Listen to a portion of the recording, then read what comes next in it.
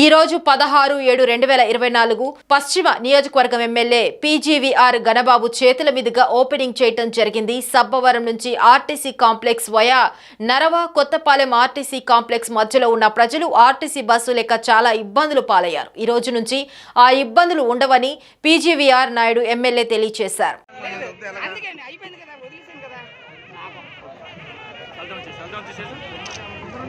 Okay sir, okay okay అండి.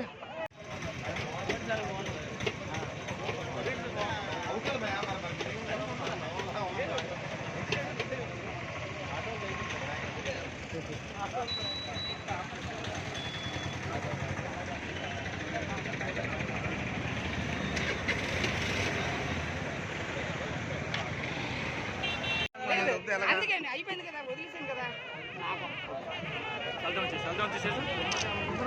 Okay sir, okay okay అండి.